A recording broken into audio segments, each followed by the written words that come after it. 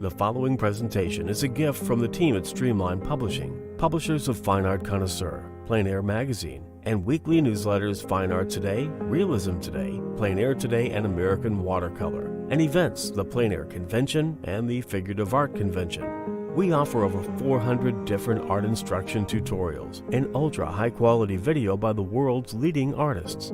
If you like what you see, help us support our artists and our team with your purchase. Each video aired has a special discount code for today only in the comments section with a link to the video offered. And to see everything we do, or if you want to receive notice of new releases, new products, and new events for artists, simply click the other link, which says, "See everything we do." Thank you. Hi, I'm Eric Rhodes with Plein Air and Fine Art Connoisseur magazines. We're using this time to keep you engaged, entertained, and to teach you a little bit more about art. The video you're about to see has a great story behind it. We had shot another video with artist John Pototschnik, and he said, "Eric, can I show you a couple things?" I said, "Sure." So he pulls out all these drawings, and there's about 40 paintings and drawings, and they're all of the same little house, but each one has a little different color wheel on it. And he said, "Look at all these different moods that I've created." I said, "Yeah, that's fascinating." He said, "I did that with 4 colors, and I'm going to show you how I did it." And he then went through his process of teaching it to me. I said, "John, we have to do this on video, but we have to do it as a book too."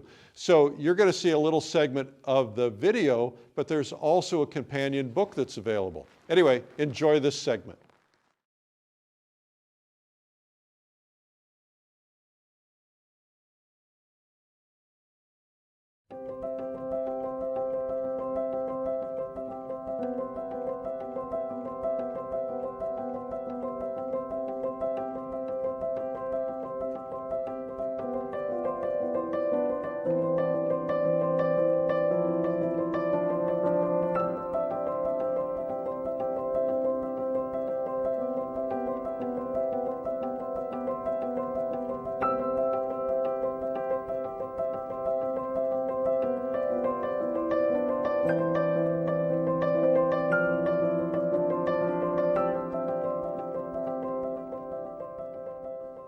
Hi, I'm John Pototschnik.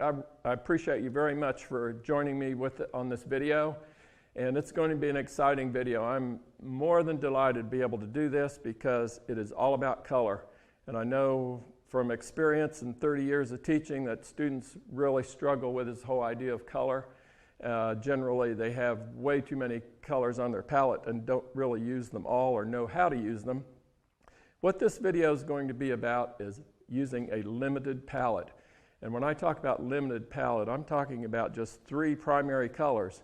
That's not what you're always necessarily going to stay with, but that will really help you to understand color, to understand how to mix it, and to end up with paintings that are really harmonious and beautiful. I look forward to you following me all the way through this instruction that I'm going to give on this video, because I know it's going to benefit you in tremendous ways. It has really changed, to be honest, it has really changed the work of many of my students, because they cut from using multiple colors down to just a few, and immediately they saw improvement in their work. And I know if you try the principles and the teaching that I'm going to give you in this video, you are going to be really pleased with the results. So we're going to talk about the color wheel here and prepare you for that. All right, I'd like to introduce you to the color wheel and spend some time talking about that. Let's start with color first, because it has 3 qualities to it. And as you can see here, the first is hue, which is, you know, when I started painting and actually didn't know much about this stuff at all, most, at least in my case, and I think for a lot of young artists, the thing they think about when they think of color is the hue part. Yes, we can identify the hue, and so when we're painting, we think, okay, I need green in this area, and I need blue in that area, or I need violet in that area, and we don't think that color also has other qualities to it. So it's not only the identification of the color, which is the hue, in other words, it has a name to it, red, blue, yellow, so forth, but it also, another important quality of color is the intensity of the color. And what do I mean by intensity? I mean the purity of it. And here on this chart here, I showed different intensities. The purest color is cadmium red right here in the center. With white added to it, you can see what happens as soon as white is added. Because white is cold, it cools the color down immediately, so it changes the intensity of it. You can see how less intense it is. And then over here, I added just a little bit of ivory black. And so you can see it's dulled. So the most intense of these three is the middle one, cadmium red, because it's pure and it's right out of the tube and it's as rich as you can get that. As intense, pure as you can get it. But that does not mean this color could not be the most intense color. It all depends what the context of the painting is. The same with this. This may be the most intense, the purest color in a particular painting that you might want to paint. But just for our demonstration purposes, I want to show these three, all variations of just cad red, white added and a little bit of black added, and you can see how less intense those are relative to this. When we're talking about painting, we're always talking about relativity, what it relates to, what it's next to, and that will greatly affect how the overall result looks. The third quality, which I went through 4 years of college, did not know this at all. I was never taught this in college. It was only when I went to Art Center College in LA for a short time that I learned that color has a value to it. This is the one I think that students struggle with. All of my students struggle with this at certain points. These colors right here, the green, the violet, and the red, these are the exact values of those colors. If you were to put gray this down, neutralize that, or desaturate that color, these colors would match those values. And that's hard to see as an artist because we're looking at the brightness of these and saying, man, that does not look like this at all. They don't look comparable as far as the value goes. But it is the value that really establishes the mood of a painting. It's the color that supports it and enhances it. So these three parts of color, these three identifying qualities of color are all really important. I would say this is the one people have the hardest time with. And so because they don't understand that color has value to it, in other words, it falls somewhere on the gray scale, all the way from white all the way to black. Every color on our palette, every tube color that's manufactured out there falls somewhere on a gray scale. So that's real important to know.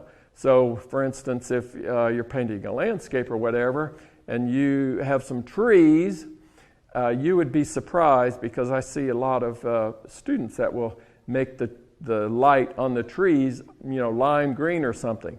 But a good way to discern value relationships when you're studying landscape or any other scene for that matter, whether you're a figurative painter or a cityscape painter or still life painter, whatever, is to slightly close your eyes, squint down just slightly.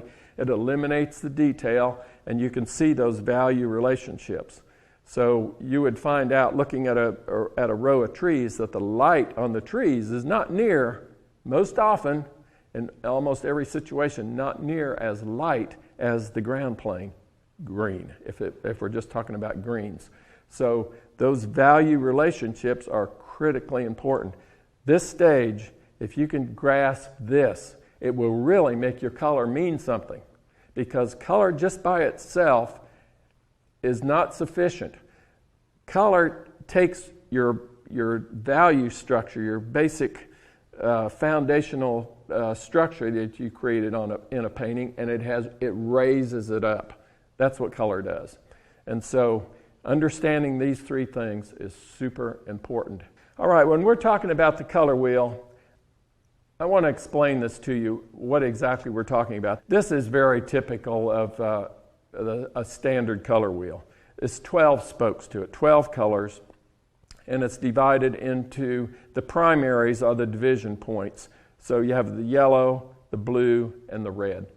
they are the primaries. Why are they called primaries? Because you can't mix them. They're just out of the tube. But all these other colors, the complements, and I'll explain what those are, the complements and the tertiary colors can all be mixed from those three. That's why they are called primaries.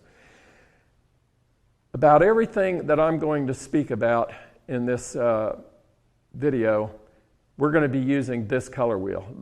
Almost all of my demos are going to be using this color wheel. I need to impress upon you, though, as strongly as I can, this is not the only primaries you can pick. This is just a starting point.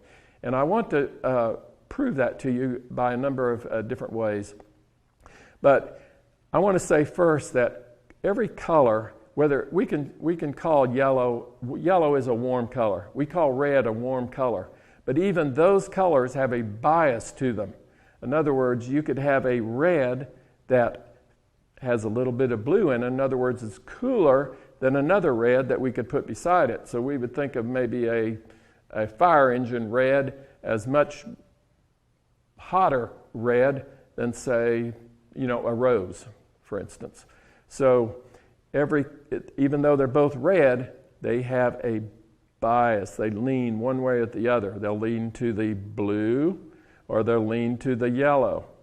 And so this color wheel, and you will find on every color wheel, it's not perfect mixture all the way around. We're going to make a sacrifice at some point, and I will explain that here. But let's just talk about this color wheel right now. This is a cadmium yellow. I have simplified this to just CY for cadmium yellow, but the actual paint out of the tube is a Winsor Newton product, cadmium yellow pale.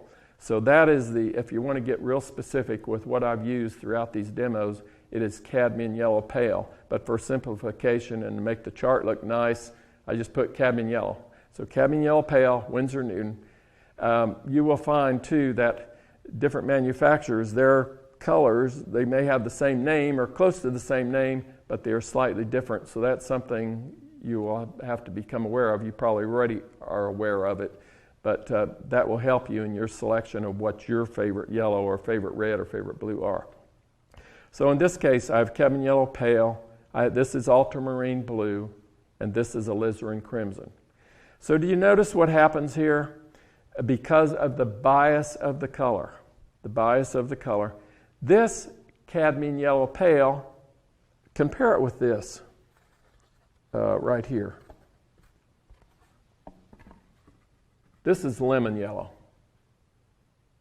Lemon yellow, cadmium yellow. Which one's warmer to you? This is obviously warmer. Why is it warmer? Because it has more red in it. This has more green in it. So of these two yellows, we would say this yellow favors more to the blue side. In other words, has green in it. This particular yellow favors more to the red side. It has more red in it. So what happens, really important concept to understand, why a lot of young artists, students even, have what they call muddy color is because all three primaries are involved. Think about it. If you mix, and I'll demonstrate this later, but if you mix all three primaries together, the red, the yellow, and the blue, you will end up with a brown, some sort of brown, variation on brown. So if you want the purest color when you're painting, you want to pick primary colors that have minimal amount of the third primary in them. This yellow, cadmium yellow pale, we say it favors to the red. So it is not only has yellow in it, it has a little bit of red in it, which makes it hotter than that one. So if I want, for instance, the richest orange I can get, then I would pick this yellow over that yellow, because this yellow has the third primary in it, which is blue. And so that this yellow then tends towards the greenish side. But let me show you this. I'm going to put this down here, and I'm going to put this one up here. You're going to find through this video series that I have selected two primaries of each. And it's just because these are the colors that are most often found on my palette in some sort of variation. Not all at once, but I may, for instance, I'll just talk about this one. This is a cobalt blue, and this represents cadmium red. And so we already saw the lemon yellow. So most of my paintings I use some variation of that. Cobalt blue, ultramarine blue, cadmium yellow, lemon yellow, cad red, alizarin crimson. That a lot of artists use something similar to that or that specifically, and they call it a double primary palette. It has a warm and a cool of each of the primaries. A fantastic palette. I have no problems with it. It's a beautiful palette. For this video, however, I'm trying to get you to even think simpler than that because you're going to be awed by what's possible. So right here, let's just compare this. I think you'll all acknowledge that when we compare this red, cadmium red, with alizarin crimson, look at the difference. Which one is the hotter one and which one is the cooler one? This is obviously cooler. Doesn't it have a lot more blue in it than that does? That is a much warmer red. So if we wanted the richest oranges possible, in other words, this range right through here, we would not pick this to mix with that. Because just compare this group right here, yellow orange, orange, and red orange, compared with those. Look how dull those are compared to those.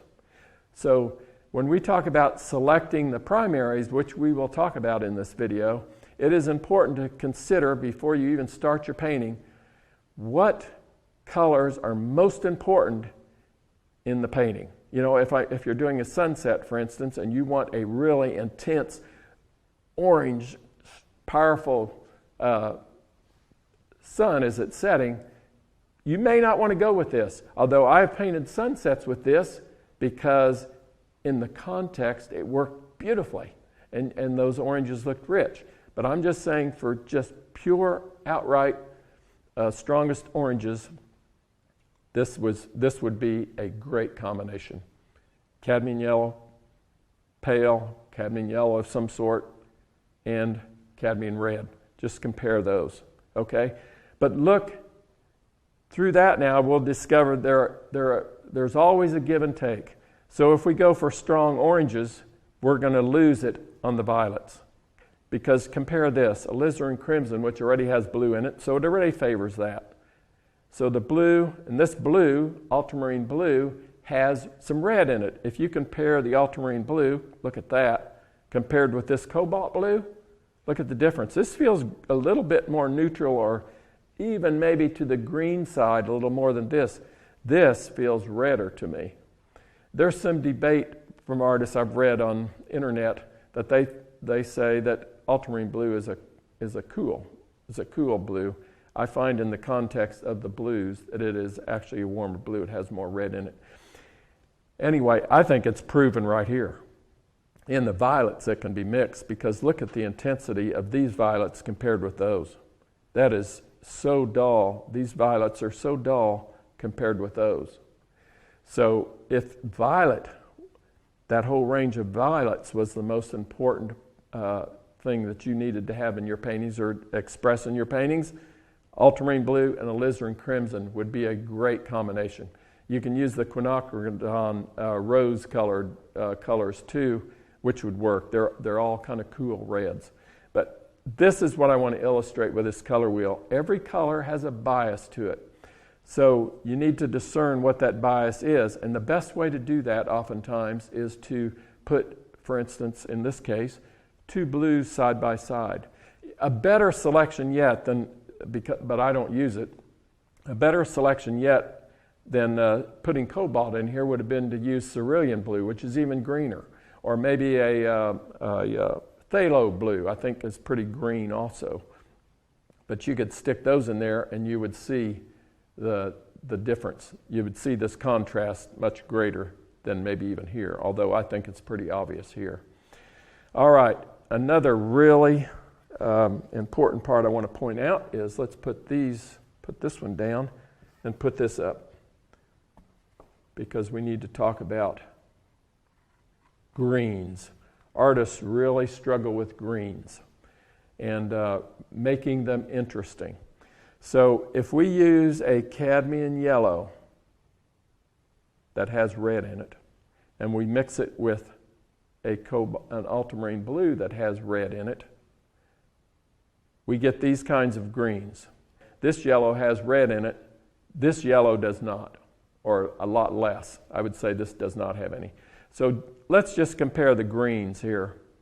See that you can see the influence of red in these greens. It's mixed with a blue that already has a little bit of red in it. It's mixed with a yellow that already has a little bit of red in it. And you can see the greens compared with those. Look how much more intense and bright those greens are.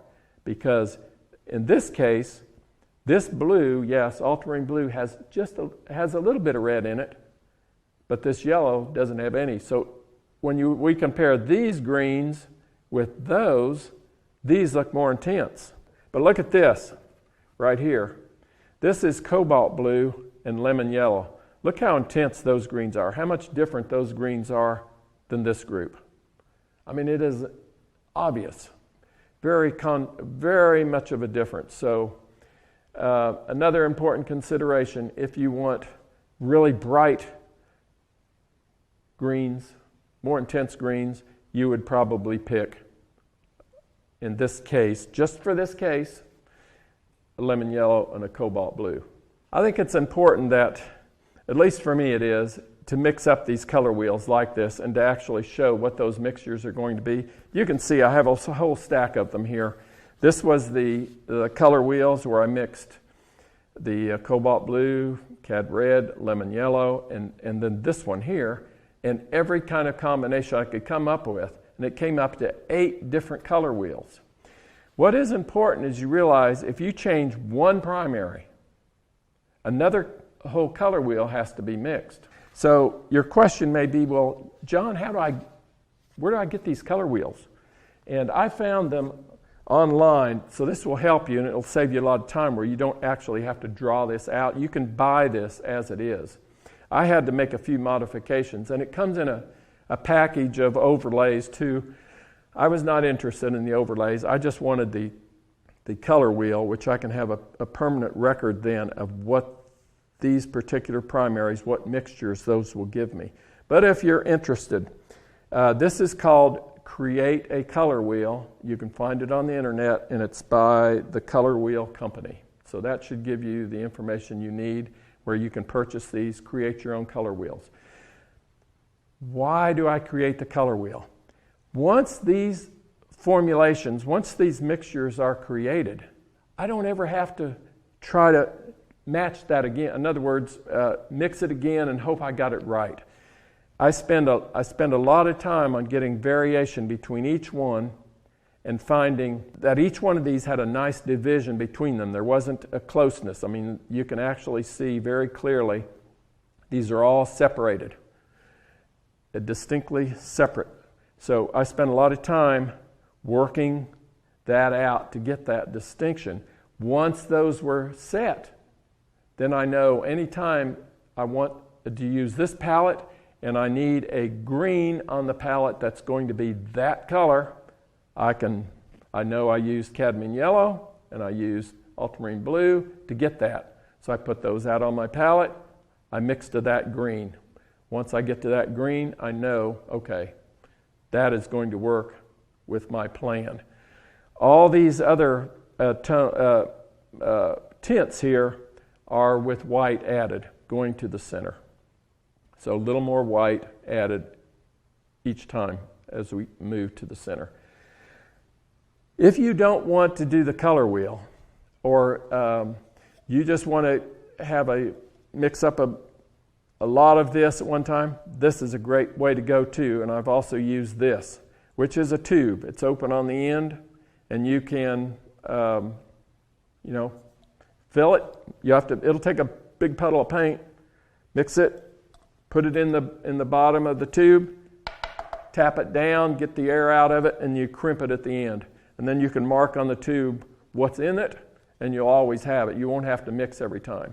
But because I don't use the exact same palette every time, I used to early on have tubes of all of this whole color wheel. Every color around the outside rim I had mixed and put in a tube. But I found that as I was experimenting with other colors, that I wasn't using those for every painting.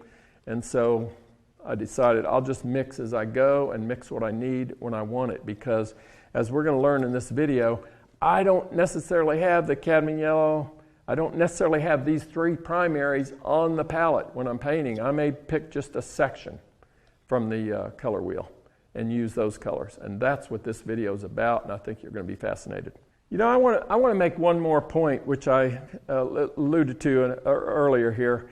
What I'd like to point out here is that the difference using 3 different kinds of blues, ultramarine blue, cobalt blue, cerulean blue, mixed with the 2 yellows that I've spoken of, the cadmium yellow pale, which is a warm yellow, and then the lemon yellow. Look at the difference here. Ultramarine blue mixed with cadmium yellow pale, you get that green. But mix that same blue with the lemon yellow and you get that green. See the difference? Significantly different. Cobalt blue is, that green there is just a little bit brighter, although it's still mixed with a yellow that has a little bit of red in it. It's a little bit brighter than that one. And this green is just slightly brighter than that one, because cobalt blue mixed with lemon yellow down here, cobalt blue mixed with cadmium yellow pale here. But look at cerulean blue. Cerulean blue is even a little greener to me than cobalt, and definitely than the ultramarine. And these greens, you can just see the progression. It's very subtle. It might be very subtle on camera, I don't know. But there is a slight progression here where these get brighter.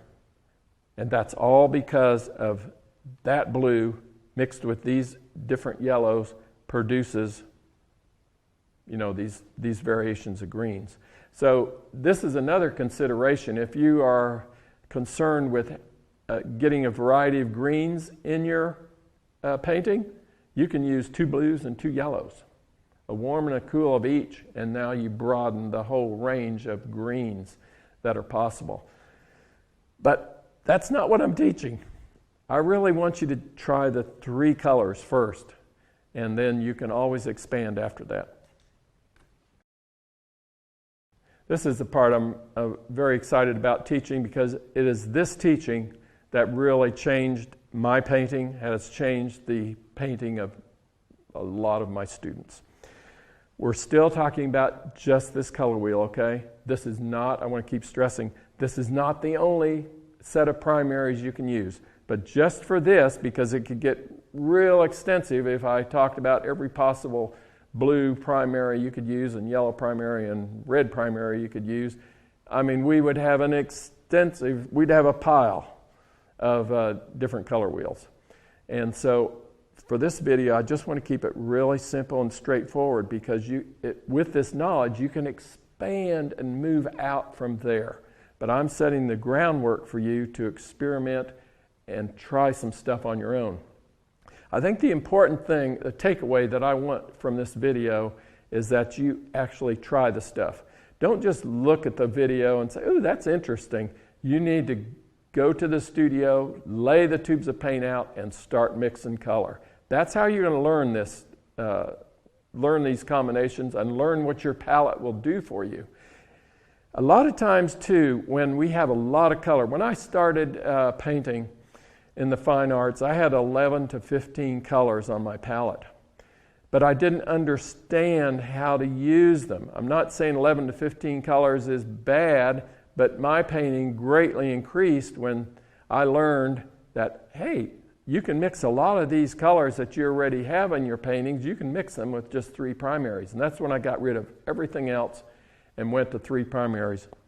And this was the first group of primaries I chose. And I think it was probably Kevin McPherson's influence more than anything that got me headed in this direction, thinking, okay, how to think about using primaries and what they'll do for us. When I learned this, it was like a huge light bulb came on. I was so excited. I spent 2 weeks up until the wee hours of the morning just mixing paint.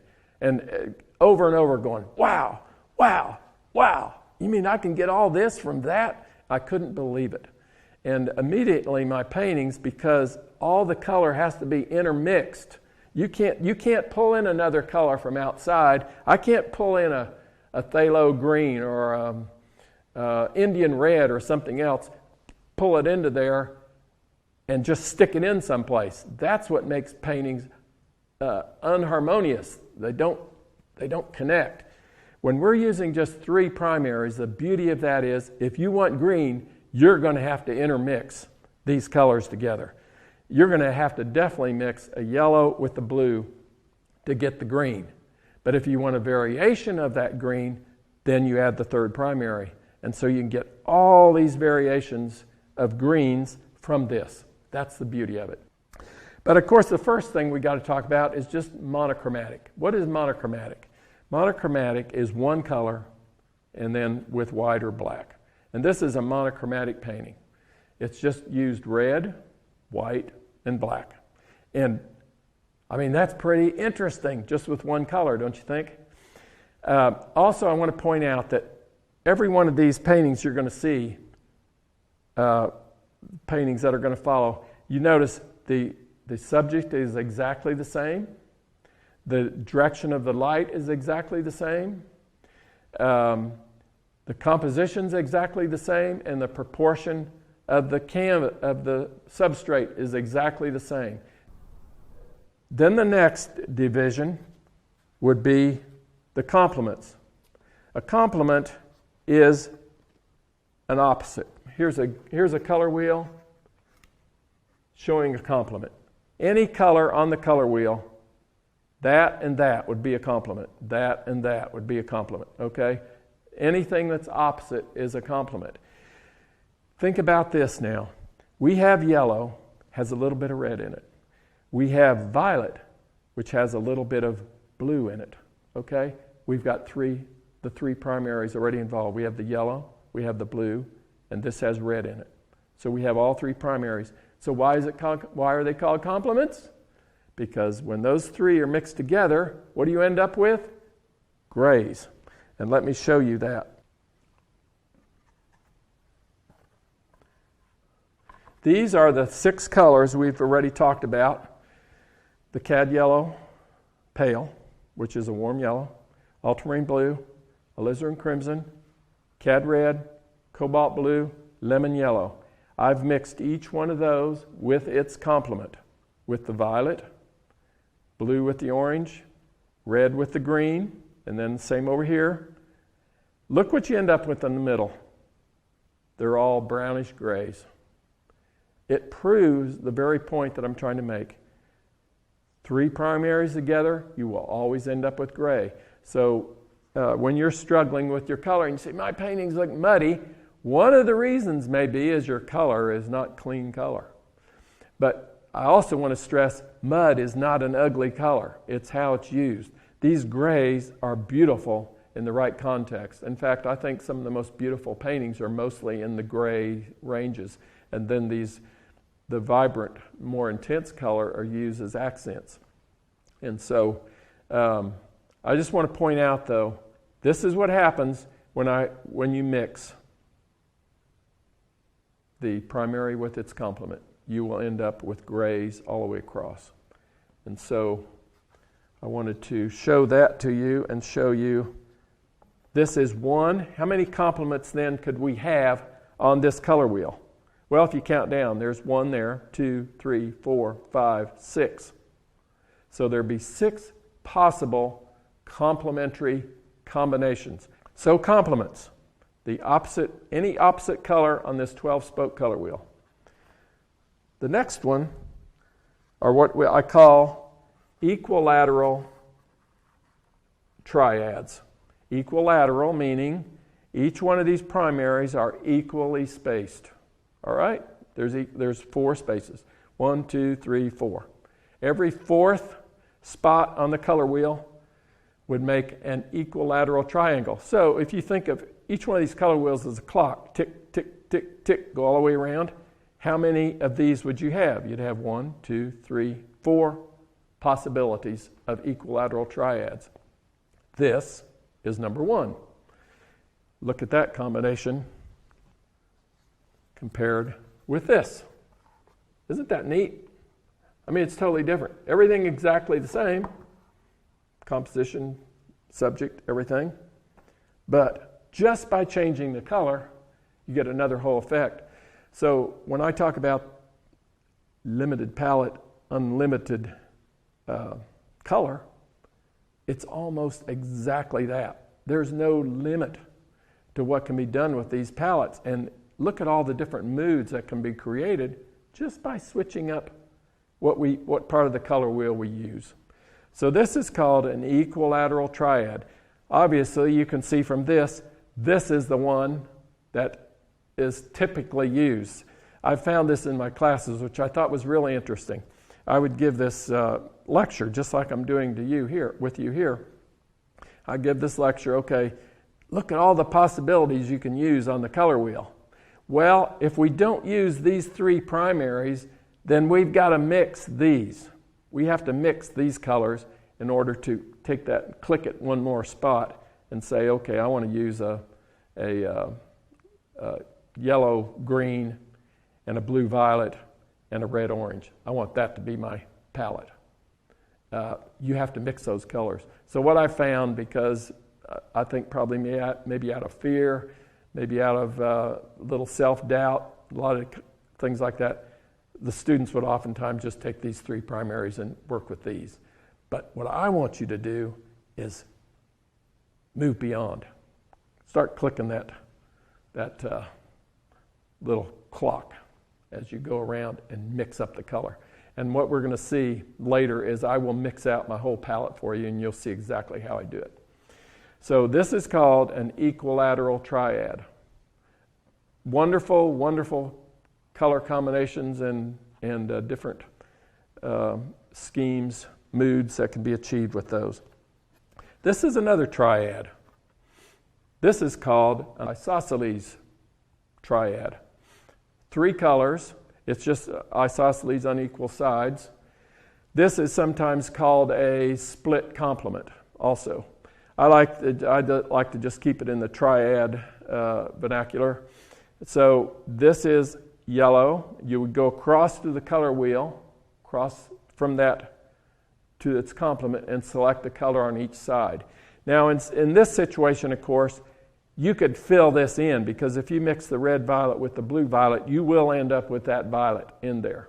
So I can see that, okay, on this particular case, I could have the yellow and these 3 other colors on my palette at the same time, and it would still work fine. It just saves you having to mix up that violet all the time. But that will not work every time. If I was to click this to the right, 1 notch, and the blue was here, you can't mix blue. So that would be a pure one. You'd go orange. You can't mix the blue, so it would be orange, blue violet, and blue green would be on your palette in that case, because that's a case where you can't mix that. You can't mix that primary there. But I hope you're understanding this, because this is a wonderful palette. There are so many artists that use not these particular primaries, but they use this isosceles triad color, not a color scheme, but configuration. They use this a lot in their paintings, and it's such a wonderful combination that really you can't go wrong. The beauty of this is the less there's less messing up in a sense, because everything has to be intermixed, and you will really be able to get some really neat effects. The other thing you're going to find surprising is what you're mixing on your palette.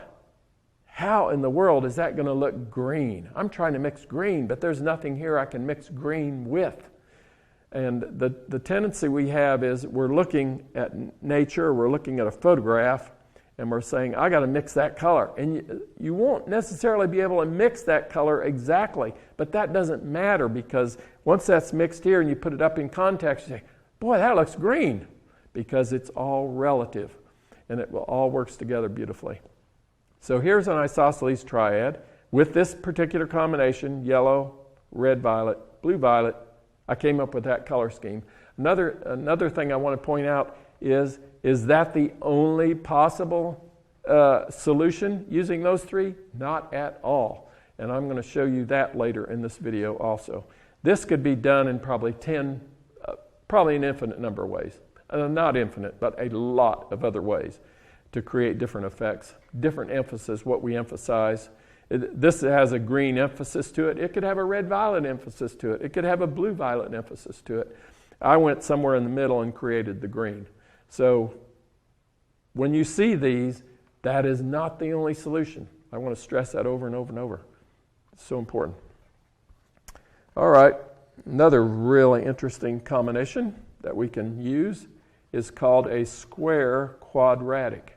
Quadratic 4, and it forms a square. If you were to draw from the center to the center of each one of those, it would form a square. That's why we call it a square quadratic.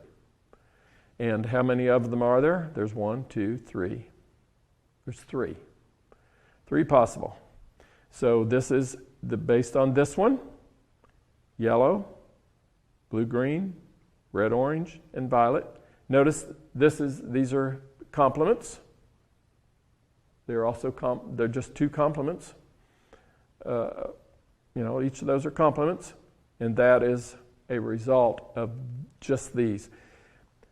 The tendency would be too that, man, I can't get what I want with just those on my palette. I've got to add something else. That's the tendency you need to avoid, because you won't really learn what your palette's going to do for you if you're stick another color in there because you're not satisfied with the results you can get.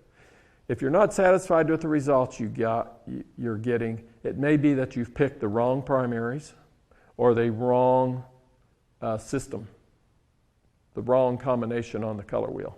That's possible. But, man, there's so many varieties here that can be created. It's just, it's pretty much mind-boggling. So, try this, square quadratic. Yes, this would be all that's on the palette. I don't know if I just said that. This would be all that's on the palette, plus white, nothing else. And everything in this painting or any other painting, when this is chosen, would be mixed just from those. Here is a rectangular quadratic. Again, 4 colors, but it forms a rectangle. Okay? Another beautiful possibility. And let's see, how many of those are there? There's 1, 2, 3, 4.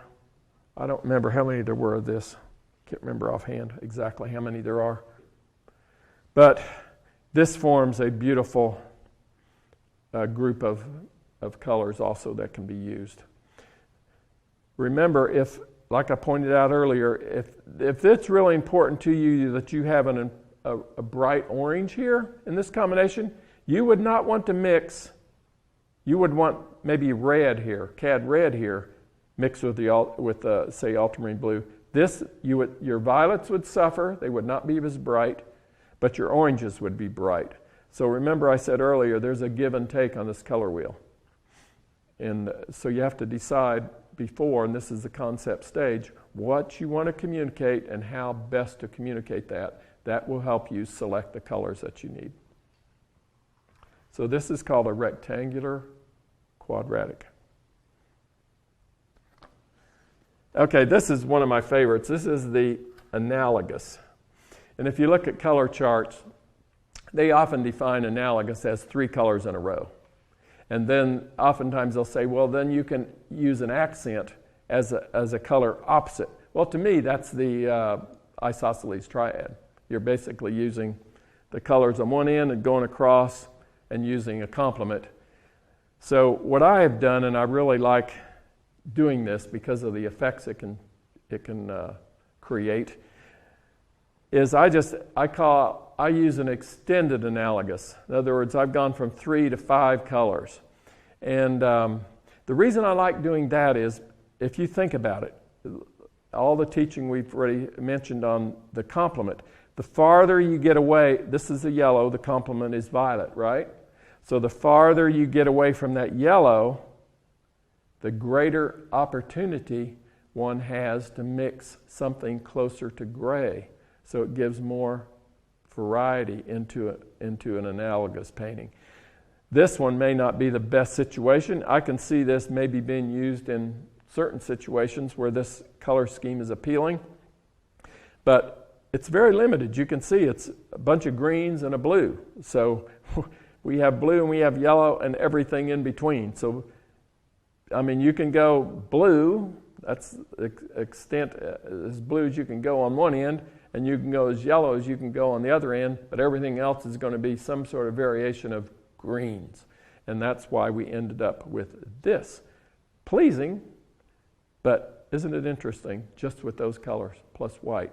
So just think about it as, and there's 12 possible analogous color schemes. You could just click around 12 times around there, every one's slightly different. So if we clicked one space to the right, we would add blue-violet here. Click another space to the right, we'd start having violet, and we would begin here with the green. And you can start to imagine, okay, green and violet together, what can be mixed with that? And you go all the way around, create some beautiful stuff. So, wonderful, wonderful color scheme that ought to be tried. And then there are 3 others I want to talk about. This is, remember, all these that you're seeing are created with this color wheel and these 3 primaries. These 3 primaries. All these colors, for instance here, mixed. All these greens were mixed from that blue and that yellow. So everything that I've shown you so far has been mixed just with those 3 primaries that we started with, the Alizarin Crimson, Ultramarine Blue, Cabin Yellow Pale. So here is what we call a yellow dominant palette. Every one of these colors on this color wheel has yellow in it. Certainly the red-orange does, the orange, the yellow-orange. The yellow certainly does, the yellow-green, the green, and the blue-green. They all have a little bit of yellow in it. That's a beautiful palette too. And a possible, is that the best? I don't know if it's the best. It's a solution. But, you know, I think everything can be changed and improved, I think. These are studies and just something to inspire and give ideas. Oh, what if I do this? So I wanted to show you, here's a yellow dominant. And it definitely has a yellowish dominant feel to it, doesn't it? This one I really like is a blue dominant. And here I took some great liberties with the subject and decided, I want to see what I can do if I created a snow scene using this. And look at that. Blue dominant, there's the blue in the center. These all have elements of blue in them, and created a snow scene using just this palette. That's all that was on the palette. And just, you know, it's exciting to me. I hope you're picking up on the excitement that I feel, because if you do, you will then start to experiment on your own and try some things on your own, and you'll have those same wow moments that I've had. And that's what I'm really hoping comes out of this video. And then here, finally, we have the red dominant. Red in the center. All these colors contain red. This could probably maybe even feel a little more red dominant than it does, but this is what I came up with in creating using just this palette. So did you get all that? You have yellow dominant, blue dominant, red dominant, then you have the monochromatic, you have complementary, you have the equilateral triad, you have the isosceles triad, you have the square quadratic, and you have the rectangular quadratic, and then you have the extended analogous. All those from this. You get that? All those from just these 3 colors. So think what happens if you were to change up those primaries. Then you get another whole range of beauty. I just want to emphasize as strongly as I can. If you look at the manufacturer's color charts, there's a whole string of yellows. There's a whole string of blues, whole string of reds. Any one of those would work for you. It's just, I think the colors that we choose, they sort of naturally suit our temperament and personality. I think we just gravitate to certain colors. Why that is, I don't know. I know years ago when they had the people would go to analysts to see what colors looked best on them. Oftentimes, the colors that looked best on them were colors already that they liked and gravitated to. There's just something innate in us about our color sense and the particular colors we choose, and then how we put them together and use them. And that's what it's so exciting about our profession as painters, is we can create this marvelous world from just a few colors. It's amazing, and I want you to get that. I just wanted to show you these examples I had created using complementary colors and what's possible. It's so exciting. I think working with complements can be, gives some very interesting possibilities.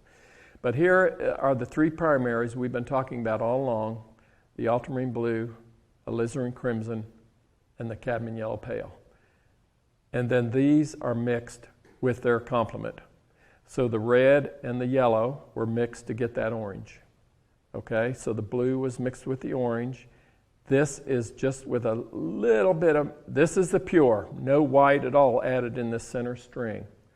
This side to the right, just a little bit of white added, and then here to the left, much more white added. Isn't that beautiful? I think it's just really interesting. In this case here, we have the green was mixed, we have the red here, which was mixed with the blue to get this violet over here, which is the complement of the yellow. And then the yellow mixed with that violet. Look at these variations. Just a little bit of white added, more white added. And then the same through the center. We have the blue and the yellow mixed together to create the complement of the red, which is green. And then the red with the green mixed, and look at that beautiful combination. So as you stand back and look at all those together, it's pretty amazing. Just working with complements. All right, we talked earlier about color having a bias to it. I'm going to just demonstrate that here by mixing up a couple of reds for you. It'll be real easy for you to see it. So I'm going to lay out some color now. Okay, I'm going to put a little white out so we can... I think I have some white left in this tube. Put a little white out, and I'm going to put out alizarin crimson. Just a little bit. We're just a simple mixing demonstration. And a little bit of cad red.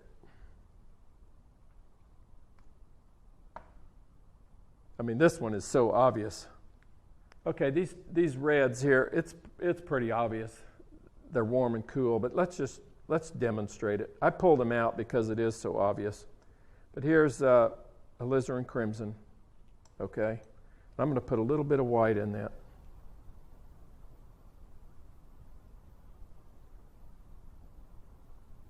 Just put a little more white in.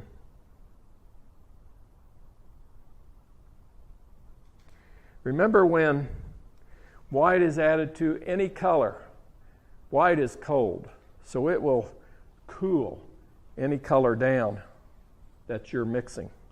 And it's not so bad here where you're mixing a red that is already cold. It's a cold red.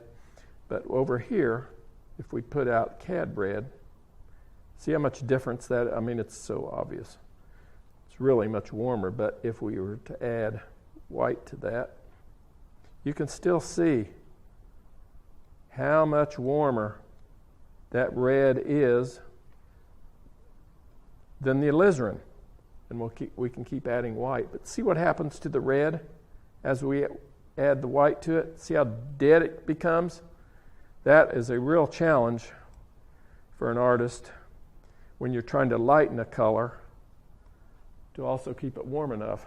So in cases like this, you might want to go to the color next to it. In other words, anything that approaches the yellow in this case, So we're saying cad red is here in this case. Anything that moves towards yellow, if you added, for instance, a little red-orange into that, that will warm that up ever so slightly without changing it too much. I have, at times, too, just gone to the yellow and put just a small amount of yellow into that to warm it up. You have to be really careful because it will take it out of the red and move it to the orange if you're not careful. So, but look at the difference. I just wanted to illustrate the point between warm and cool. So when we're selecting a primary red, which one is it going to be? And this is only, like I said, you could go with a cad red light. You could go with a quinacridone rose color. There's a whole range. You could go Indian red. You could go Terra Rosa. I mean, you could go, there's all kinds of red possibilities here. For simplicity, I need to stress over and over again, this is just to make a point to get you to think in terms of palette selection, the colors that you actually put on your palette, and what mixtures they will give you. That's why this is so important. All right, what we're going to do now is mix the color wheel. I'm going to mix every one of these, show you how I do them. This color wheel, as I pointed out earlier, is very useful in that, okay, I know now what that green that I mix has to look like. It has to match that. And that blue-green has to match that. I'm going to show you how to do all of that. But I want to point out, here's the colors I'm using. I've got white. I've got two whites out. I just want to talk about the whites. Permalba is a really, really wonderful white. A lot of artists use it. It's a very cold white, but it's very buttery, and I like it. This is a Griffin Alkyd white, titanium white. Both of these are titanium white, by the way. This is a Griffin Alkyd white. I started using this when I began painting outdoors, and because it dries much faster than the typical just a titanium white. So in the studio, what I'm generally doing is I always use the Griffin Alkyd white, but then I'll put a little Permalba in it just to slow the drying down a little bit. And then outdoors, I just use the straight Griffin Alkyd white. So I wanted to explain the whites that I use. And of course, all that's your choice too. But they're both titanium whites. And then the three colors, which match these here on the color wheel: ultramarine blue, alizarin crimson, cadmium yellow pale. In this case, they're all Winsor Newton brand. You'll have to discover which brands you like. I use a variety of brands. So it's this demo and these color selections are not about the brands. It's just about, that's what I'm picking for this. This would be the one that would be about the brands, and that Winsor Newton is the only one that makes this cadmium yellow pale. Okay, so that would be brand specific, but the other two not. So I'm going to lay out the paint. First of all, lay out the three primaries. And one thing I'd like to point out is you will lay out your palette specific to the way you like to work. There are lots of ways. Some artists will start here with their light colors on the left and then go to their darker ones on the right. Some put their cool colors down one side and their warm colors across the top and their white in the corner. None of that is wrong. It's all great. You just find what's comfortable with you. And but the important point I want to make about that is that you set it up the same every time.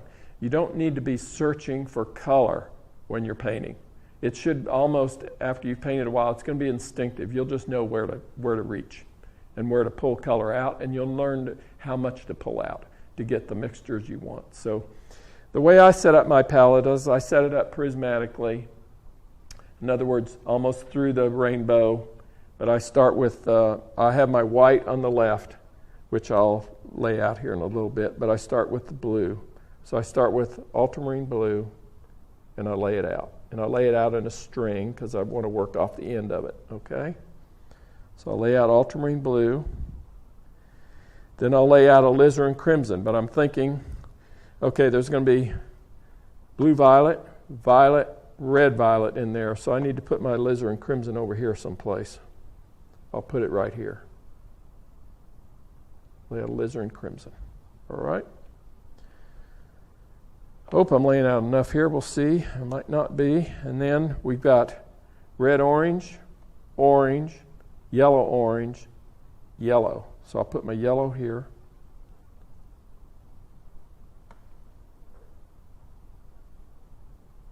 Okay. Now the greens we're mixing. So the greens will be mixed with ultramarine blue and cabin yellow pale. And they'll go here, yellow, green, green, blue, green. That will be this whole string. That's this whole color wheel laid out, all 12 colors. You could do it this way, lay it out in a straight line. Basically, that's how my palette is set up. Just lay it out in a row. That's another way to do it. If you don't want to create a color wheel, do it like this. And then what this shows is these are various amounts of white added as I go down until we get to the very bottom, which are very light tints of all these. So that's another really great way to do it. I like the color wheels, and they work good for me. So, okay, what we're going to do now is mix this color wheel. So how do you do that? I'm going to put out my whites here. Let me do that next. Because some of these you're going to need white to get the mixture correct. See on the dark ones here, you can't, those are very hard to distinguish whether I've got those correct or not. Same here in this blue-green range here. Those get very dark. So a little bit of white has to be added to, so I can discern very clearly that I'm in the right place. So I'm going to put out a little bit of, I'm going to put out some white. I may need to add to these colors. I don't know yet. We'll see.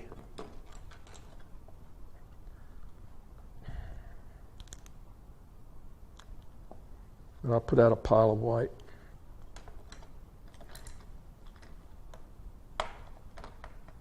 Mix that up good. I guess I should have illustrated the point. Maybe I'll do that for you real quick if I can. That's an interesting point too that oftentimes we're not aware of. And I think you'll be able to pick this up on the screen. Let me see here. Here's alkyd white.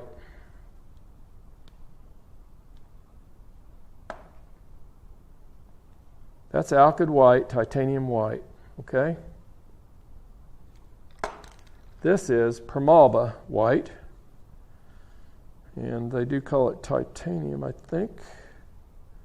No, they just call it white. I guess they're not calling it titanium white, but you should be able to see the difference. I don't know if you can see that. It's real obvious to me here. This white, Primalba, see how much colder it is than the Griffin alkyd white? This is warmer to me. It has just a little, this is very cold. This has, I don't know whether it's yellow in there or what it is, but it's just the smallest amount makes it warmer than that white. So even in whites, there's quite a variation that one needs to be aware of. So I'll put these together. Put that over here. So what we want to do now is mix to our violets. We'll mix our violets right through here. I recommend, because it's really hard to, this took some time.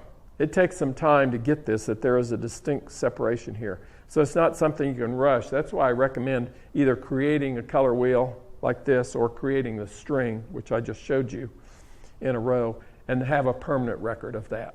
Because then you don't have to guess every time, well, am I really as green as I was the first time I mixed it? Am I really as violet as I was the first time I mixed it? Is my blue-violet really blue-violet, or is it leaning more to the violet or more to the red? So that's why I like a permanent record. And I think it'd be helpful if you create it. Plus, this is a great exercise, just mixing the color and then all these tints and try to get that nice gradation of values as you go to the center. Great exercise. You learn a lot about mixing color just by doing this. So I encourage that. So I recommend very first thing we do, if we're mixing violets, and we're just going to go down the string. I've got the red and I've got the blue. I need to mix this. The red and the blue, I'm mixing to the middle. So I need to get to violet. So I'll pull out some blue. I'll probably have to put out a lot more pigment here because I don't want to run out. Let me clean this off. You want this nice and clean, uninterrupted by anything else. And you have to keep your knives clean in between. I'll tell you what, I'm going to mix up nice batches of this, so I'm going to put out more color here. Okay, we're going to violet. So I've set out some blue, and I'm going to put some red in it.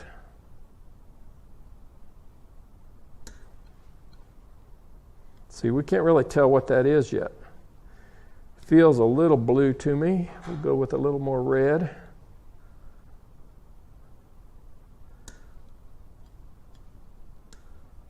Mix it up really good.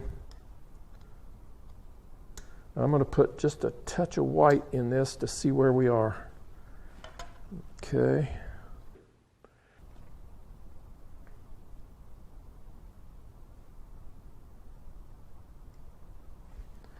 I don't want the white to influence the pile, so. Okay, we got a violet. Let's see how close we are. Looks like we're pretty close. We're actually pretty darn close. Right off. I'm going to add just a touch more violet. See how it matches with the darker one.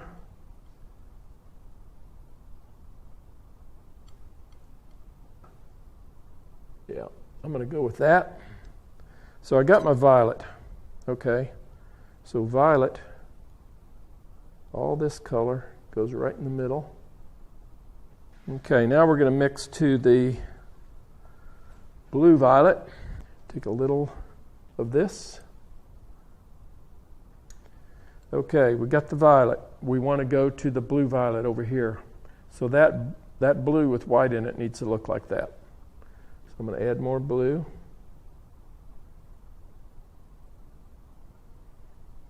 Still looks too violety to me. Go more blue.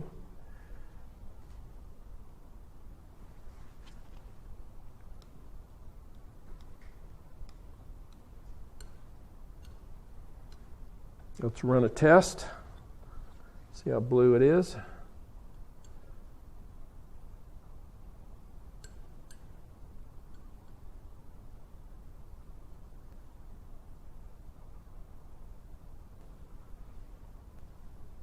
Yeah, I'm going with that. So this blue, it goes right here. Okay, now we're going for red violet. So we'll put in the red and then the violet we've used to mix to that. Do you see the reasoning behind this though? That if you go to the middle and get what you think is the most pure violet, use that as your starting point to go off to the sides. I did not explain, I'm sorry about that, I did not explain these terms. We talked about the complements, what those are. They're the opposite, okay? Any opposite color is a complement. But those in between, this is a complement, okay?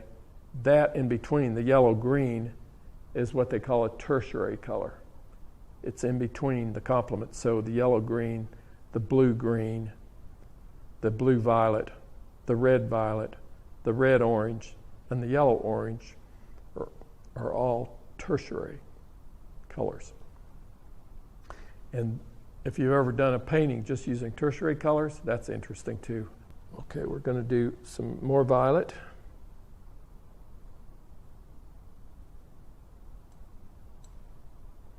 I will definitely need to mix more violet here. I won't make that mistake again here. Okay, we've got violet. We're going to put a little bit of red in it, and we'll have to build to the red violet. So we're going now more to the red side.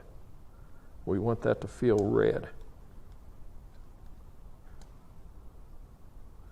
We don't want it to feel red. We want it to feel red-violet, but have an influence of red. That's what I meant.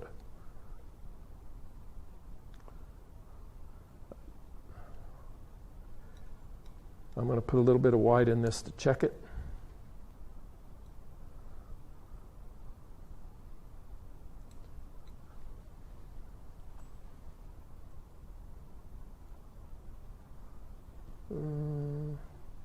Not sure that's red enough yet. You can see it's not even close to where we need to be.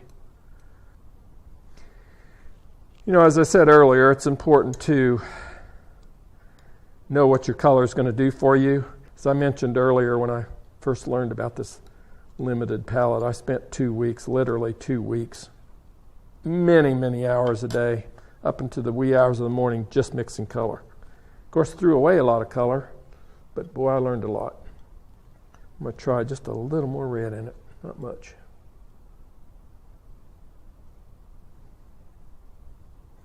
We're going to go with that.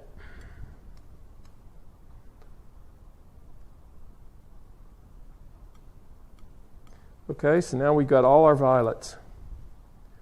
What you have learned from when I talked about the bias of a color, we know that these violets right here are a lot more intense, cleaner, brighter violets than what would be mixed if this was a cad red there.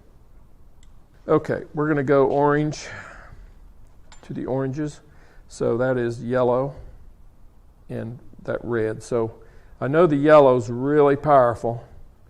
So I'm going to put out some yellow. And see how much of this red it takes to get to orange. It'll take a bit.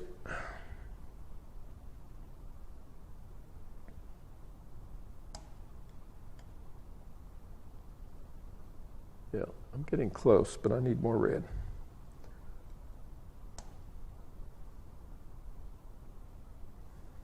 It can be hard to discern.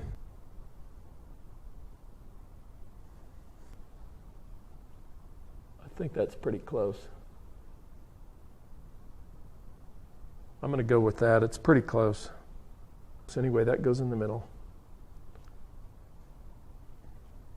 Now we're going to go to the red-orange. So we're going to take some of this off, put it out in the middle, add some red to it.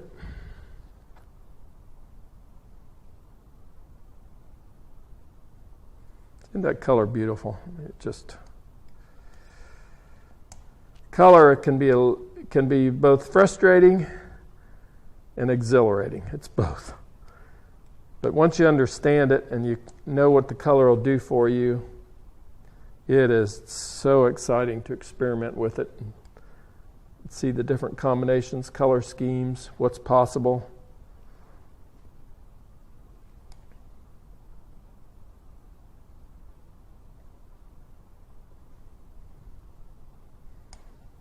You want this to feel more to the red than to the orange.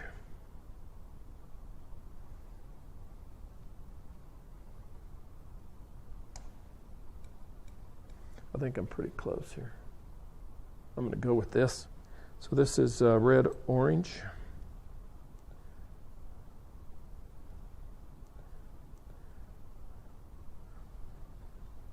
Now we want to do yellow-orange.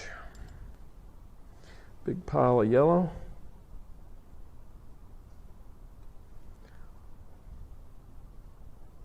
Some orange.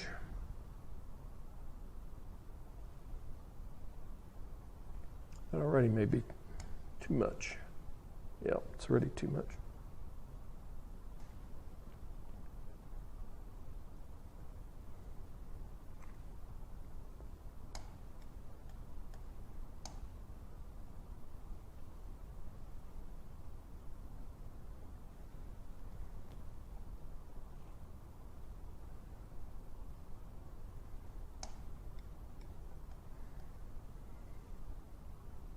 Go with that.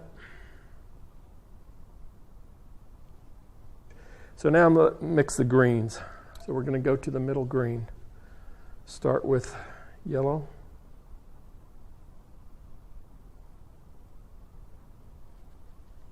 Go to the blue.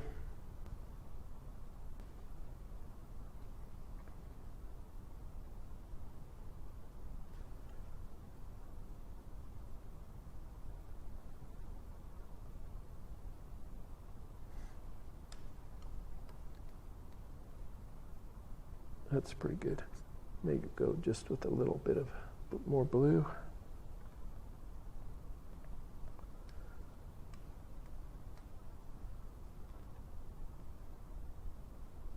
Okay, going to yellow-green next.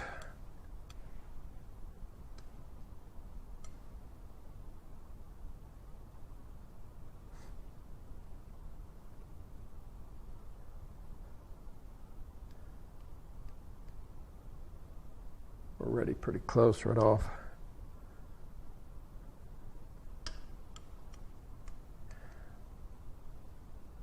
I'm going with that. Yellow-green goes there. We've got one more color to go. That's the blue-green. We'll need to add white to this to see it. And then we've got our whole palette laid out before us. And then we'll pick and choose what we're actually going to use.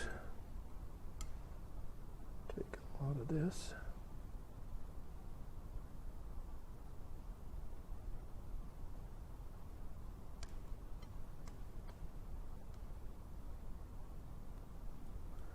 Take a lot of blue on this one.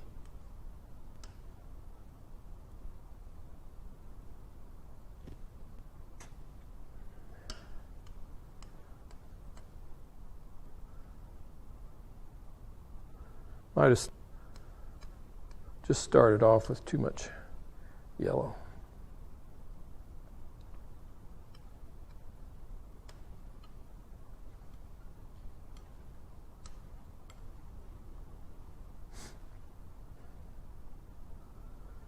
Let's see what we got.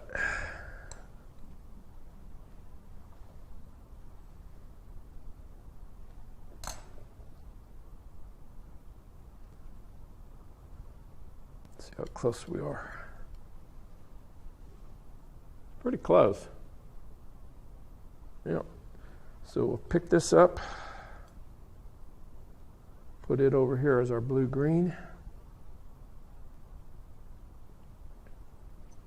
Hope that you understand how it's done, how important this is, or that other chart that I had where the colors are laid out in a straight line, how important that is to take the time on the front end to mix up that color. Let's start off with a complementary painting. And I've already pre-drawn it here. This surface here was also toned with a yellow-green, which this is toned with yellow-green, which is right here. That's the green. Toned it with that yellow-green that's on my palette.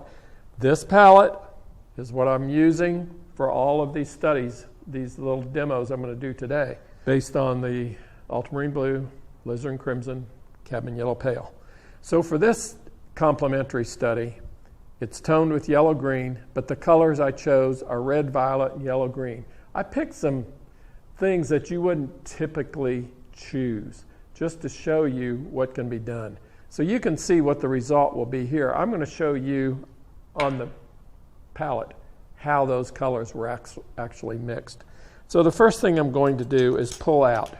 We're saying the palette is yellow-green and red-violet. So I'm going to pull those two out so that nothing else is going to be used. So all those other colors on the back of the palette will remain, but they're not going to be in this color scheme. So there's yellow-green, and here's the red-violet. We'll pull it down.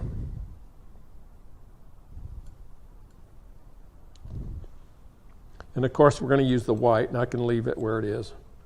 So there's the palette. Very unusual, don't you think? But the effects can be amazing. So what I'm going to do is mix up. I'm going to just pre-mix some color here, and then we'll apply it here. It'll save some time. So I'm going to show you how I mix these colors. So let's start with the side of the house? Well, if you look at this study here, maybe there might be some yellow-green in there somewhere right out of the, straight. It might be right there.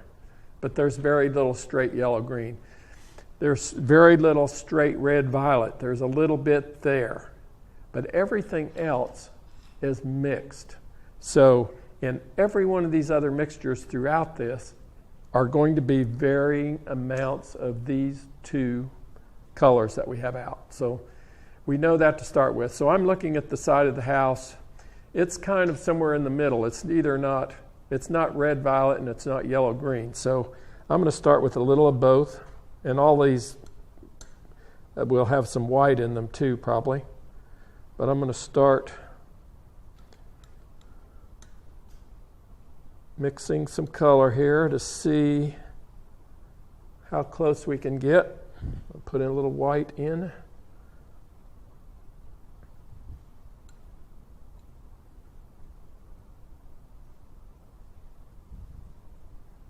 So I'm trying to judge right now about what that is.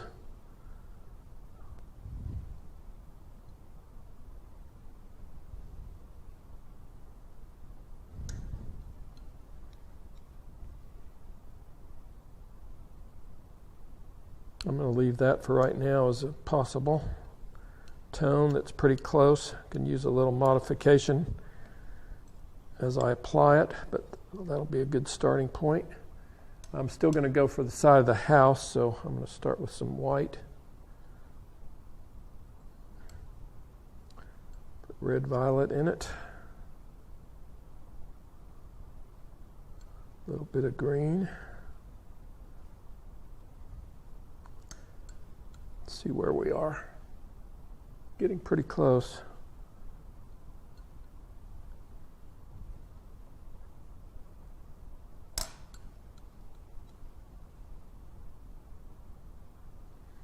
Not bad. See, when you look at it on the palette, you're thinking, how in the world is that going to look like anything when I put it up there? But it looks pretty good. So there's two. Let's do the roof of the house. It's a little more red-violet. So again, we'll start with some white.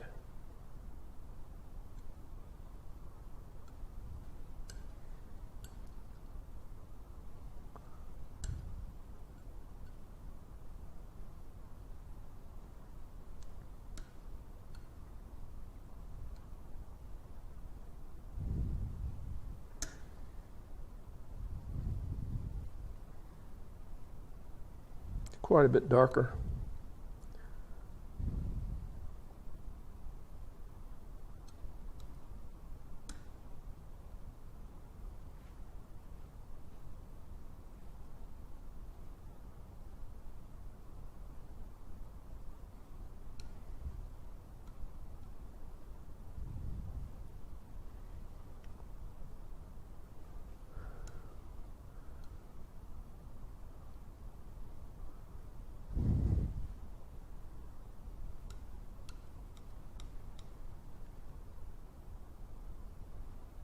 Okay.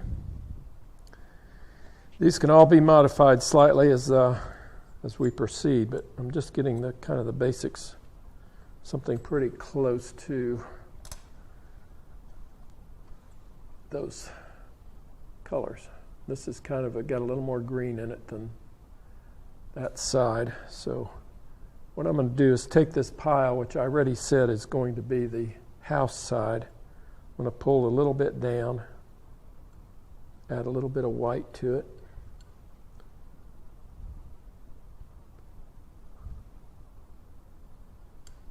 And just a touch of green.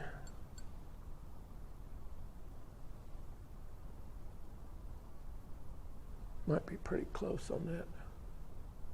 Seems a little more green it needs.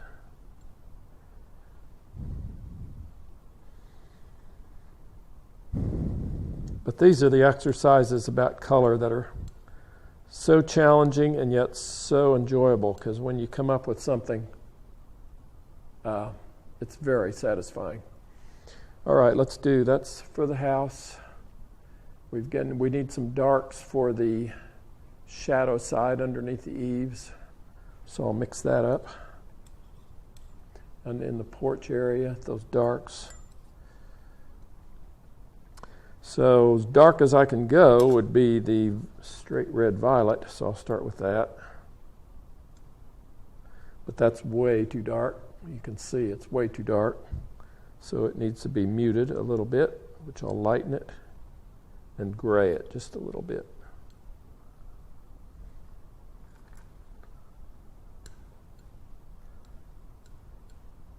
Gray it with the green.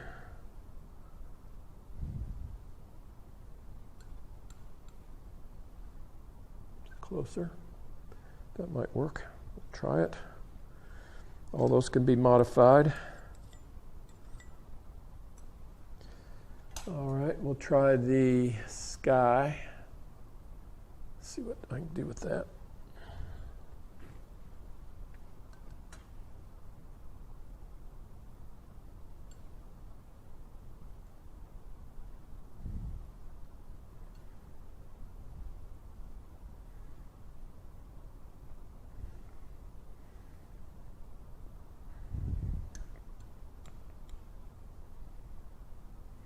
Okay, lighter part of the sky and a little bit darker up there.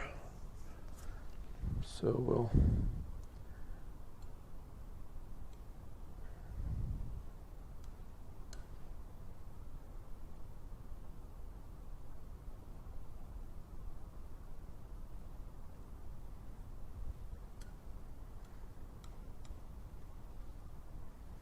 needs to be neutralized a little bit.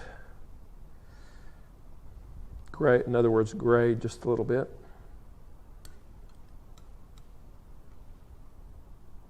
Pretty close. Okay, let's lay in some color.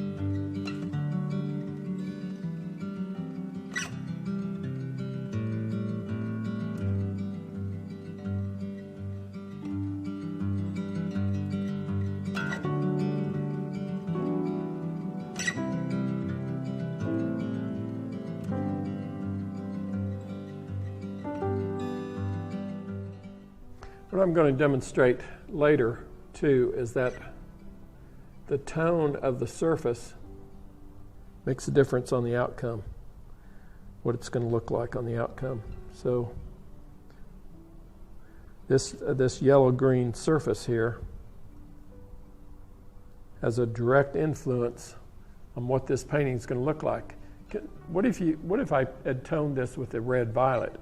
Think how different the painting would look. Just something for you to consider too. Gives another whole dimension to what we're talking about.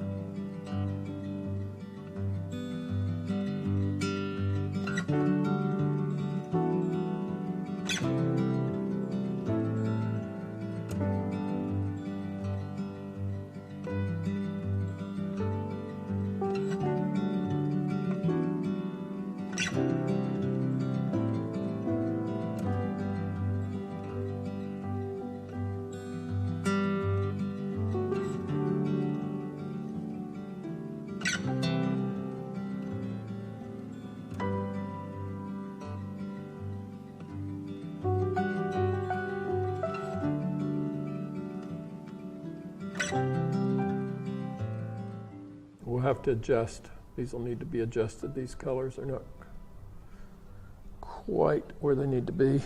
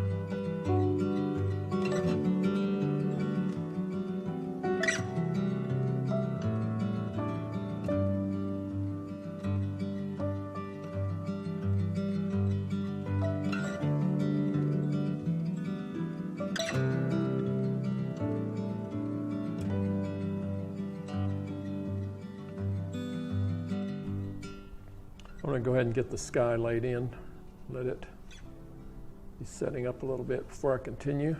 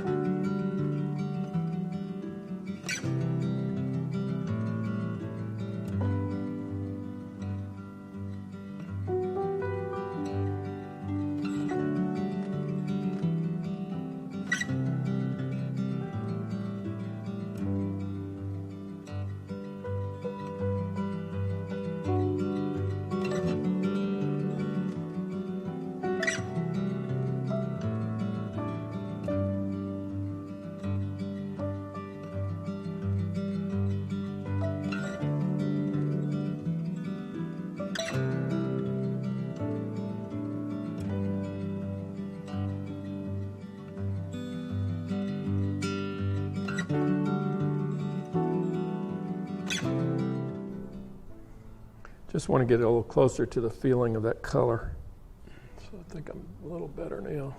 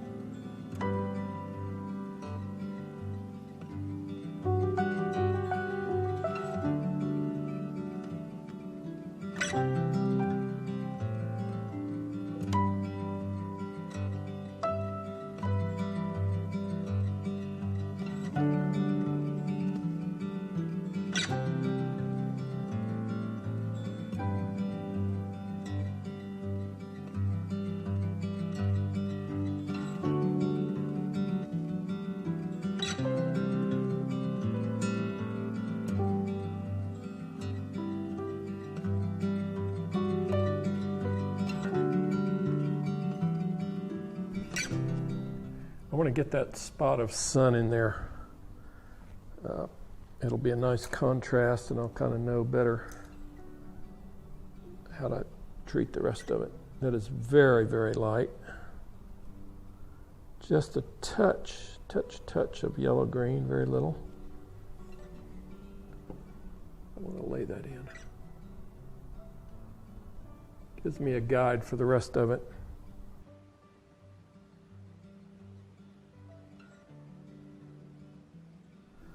Let's lay in the foreground greens. Get that area covered. It'll probably need to be altered somewhat, but be a good starting point.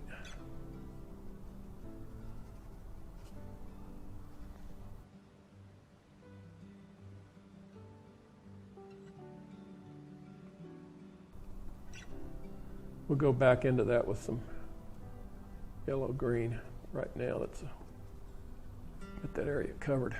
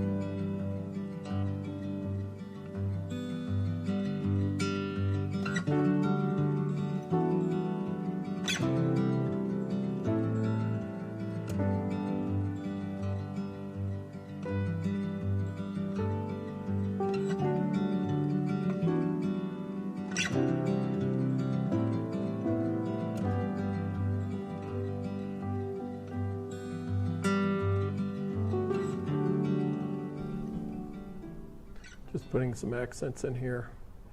This is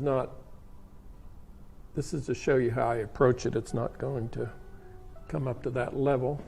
Just trying to show you a number of different ideas and color schemes and how they were, some of the colors were mixed. How we got to the point that you see here.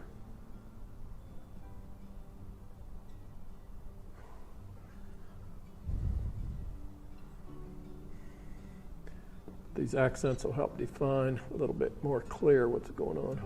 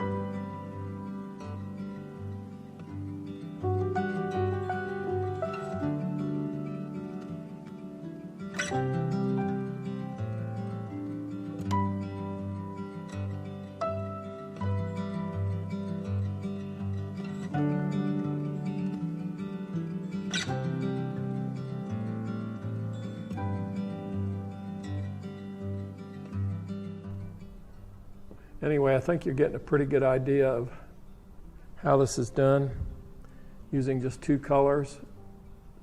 The great, wonderful possibilities that can be done with just two colors plus white.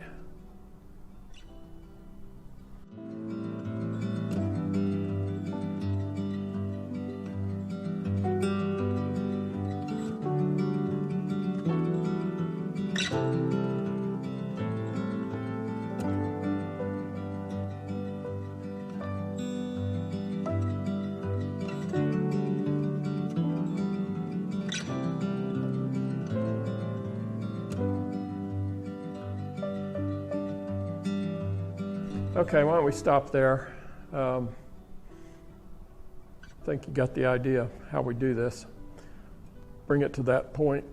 It needs, to match that exactly. I got obviously more work to do, but I still use the same two colors as I used on this and would continue to work on that and bring it up to a higher level.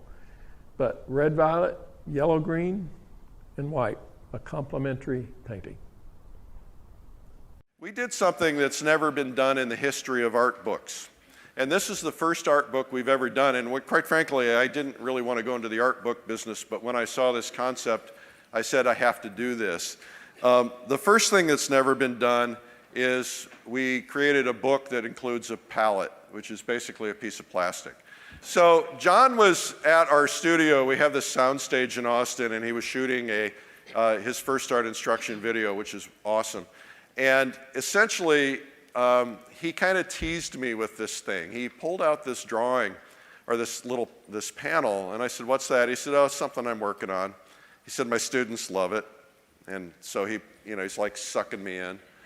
And I said, "Well, tell me about it." And he says, "Well, everybody has trouble with color, and nobody really understands color, and everybody gets completely confused by it. And there's all these theories and all these confusing color wheels and all this stuff." He said, I've simplified it. And I said, "Well, tell me more about it." He said, "Well, basically, I have done this painting." He had a little painting in the corner and then a couple color wheels. He said, "I've done this painting how many times?" 46 times. 46 times. What he's done is he's created moods. Like if you wanted a really bright afternoon sunlit day, then here's a couple variations on it. Essentially, you can flip through the book and you can see all these different color variations, and everything is done with 3 colors. The whole premise of the book is that we really don't need a lot of color on our palette. I've been working with a 3-color palette since probably the middle 80s. Middle Ages. Yes. So what I did, I found through my workshops that, of course, students love to work with color and generally had a lot of tube colors on their palette. So I wanted to show them just what a person can do with 3 colors. So I eliminated everything else that we consider when we're doing a painting. The drawing, the composition, the value structure, all that. I eliminated all that by creating exactly the same painting. It turned out to be 46 times, I'll tell you why. Eliminate all those things and just concentrated on color. So if the subject was the same, the composition was the same, the value structure was the same throughout everything, the only thing that was left was color. So I created 46 paintings using every single combination of the color wheel I could think of. And this is only the beginning because I'm using just 3 primaries. But if you switch 1 primary, you can start all over again. So it's almost unlimited. So this is a monumental project. The amazing thing that opened my eyes is I did a color swatch for each painting. I had the color wheel, which I created for each one of these paintings, and then the painting itself, laid all those out on a table for my students, and they could not believe it. It was like revolutionary.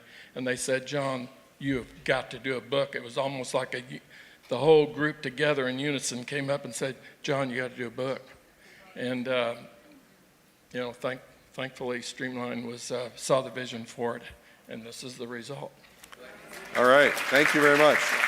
Now, I will tell you one other thing that when John explained it like that to me, I said, "What the hell is he talking about?" Excuse me.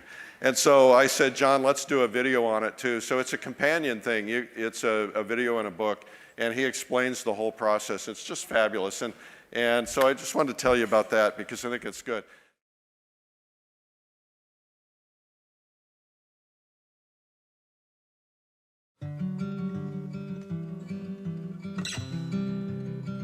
What if you could create any mood you imagine in your paintings and know exactly how to mix the colors to make it? You're about to see a revolutionary system that's going to open up the world of color and create nearly endless possibilities for you. With just 3 colors, you'll be able to create amazing color choices in order to achieve any mood or feeling you desire in your paintings. Maybe it's a warm, sunny day or a cool nighttime painting. Colors create emotions, and people respond better to emotional paintings. But this isn't just a course on color or color harmony. It's a system of mixing colors in a unique way, which will help you master color like never before, whether you're an old pro or completely new to painting. Presenting Paint Unlimited Color with a Limited Palette. How to paint hundreds of color schemes with just 3 colors with master artist John Pototschnik. And for the first time ever, this is a book and video. With this interactive lay-flat book, you open the page to the color mood you want to create, then pull out its palette, which comes with the book, lay it on the book, and mix the colors to match based on the color formula presented. And in the instructional video, John Pototschnik explains his system and exactly how to use it, creating various color moods with just 3 colors. And unlike standard mixing guides, this goes into depth on how to accomplish certain effects by shifting the dominant and subordinate colors. And you get to see John create some paintings using different moods, and you'll watch him do a complete painting start to finish using this system. Let John be your guide as he shows you how to mix pure, clean color, modify color, and expand your color options nearly to infinity by using just 3 primary colors plus white. He'll take you even further by showing you the same scene using multiple color wheels and palettes so you can see for yourself how the primary colors you choose can completely change the look of the painting. The best part is, if you stick to John's system and techniques, there are no wrong answers. You'll have the freedom to choose what type of look, mood, or feeling you'd like to create by deciding on the colors and mixing the paint with precision.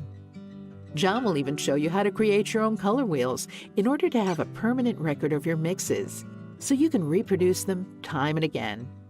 Perfect for every level and type of paint artist, this video and book set is a must-have for your resource library. You'll want to refer to it again and again as you explore your newfound freedom with color. And your color will come alive like never before. In fact, this book is so important that it has forewords by artists James Gurney and Kevin McPherson. Stop packing around dozens of tubes just in case you need them. With just 3 colors plus white, you'll have every color you need right at the tip of your paintbrush. Get your video and book set before you start your next painting and discover just how easy capturing the desired mood can be by mixing the right color combinations. Order yours today. We have a feeling this is going to be a very popular item. The video is available on DVD for your library, or you can order it digitally to watch on your tablet, smartphone, laptop, desktop, or TV. The book will be shipped to your doorstep. Order your book and video library today.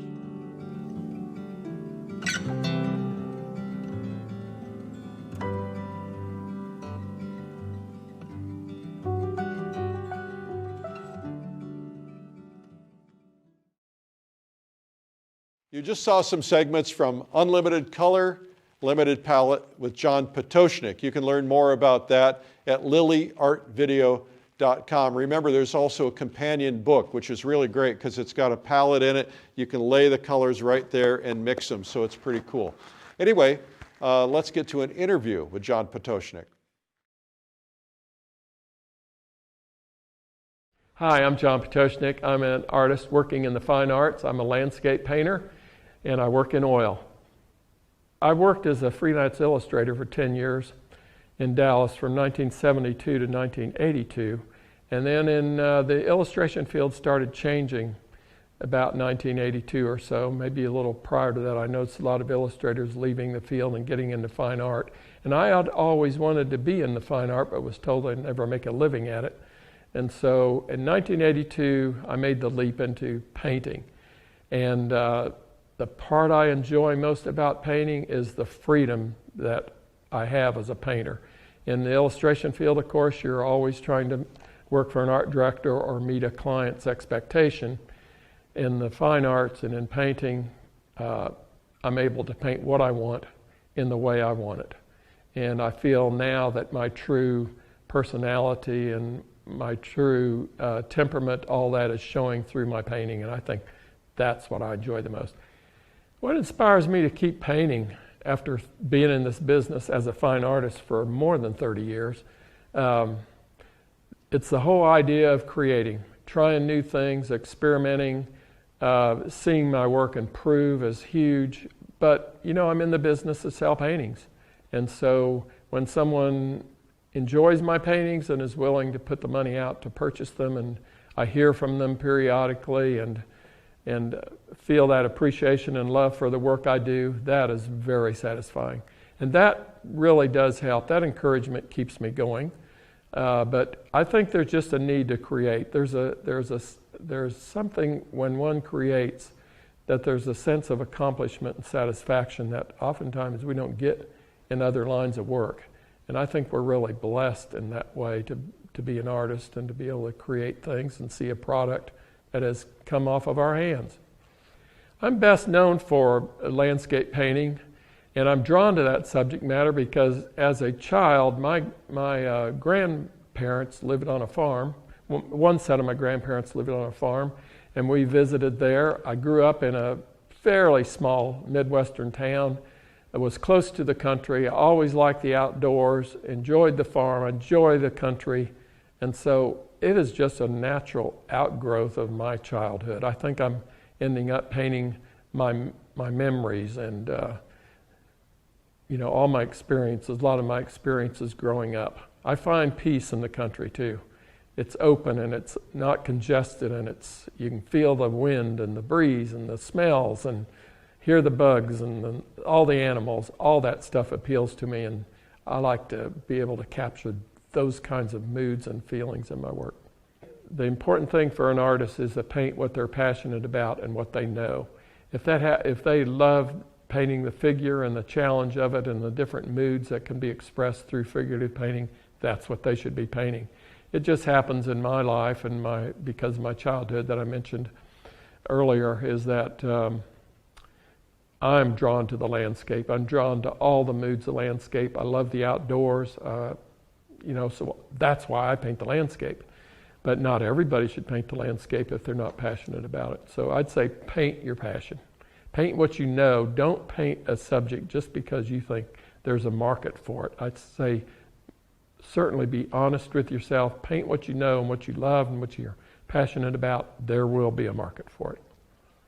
My style of painting is sometimes hard to describe.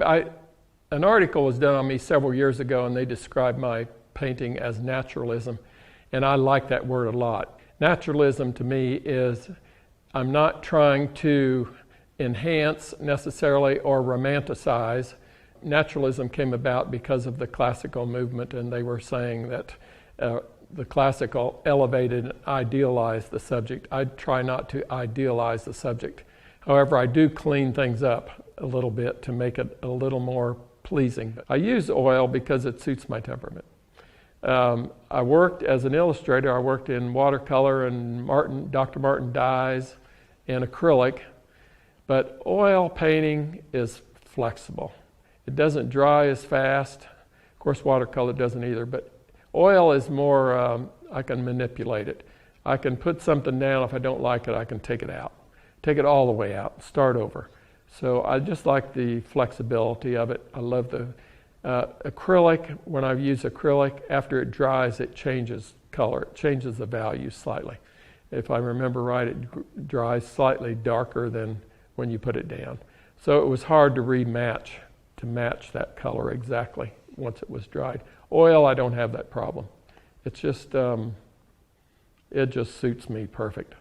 The most difficult thing about oil painting is painting. I'm more of a smooth painter. In other words, my surfaces are smooth and more brushed out. I appreciate the painters that use more textural quality to their oil painting and broader brush strokes and all that. It doesn't necessarily suit my temperament, so I struggle with that. But I would like to learn how to do that a little better. How to be a little more expressive with the paint. I love the paintings that when I have a vision in my mind as to the mood I want to create, that I'm able to accomplish that mood and really get the feel of what I had in my mind and capture nature as I feel it. When I can do that, I think that's a successful painting, and those, of course, are the standouts to me. I've seen some real development in my recent work, and they are receiving awards. I think one of the last paintings I completed that I was really proud of when I did it, and I thought it was special, but when it received the silver medal at the Oil Painters of America National Show, that kind of confirmed what I had been feeling, that it was a good painting. And so that one I'm very proud of. I have favorites for different reasons, but I would say this painting called Be Still My Soul, which recently won that silver medal, is at least it's on my mind right now, is one of my favorite paintings. My unique style is created by color because I think every individual has their own color sense. I think their personality and temperament lead them to choose certain colors. So that is certainly the case with me. And then limiting that palette, I think, has greatly helped me to use it in an effective way, because I don't have so many colors I have to concern myself with, and I have learned with a limited palette that I can create about any mood that I want in nature. To use a limited palette means obviously a small number of colors, tube colors that one would put on the palette.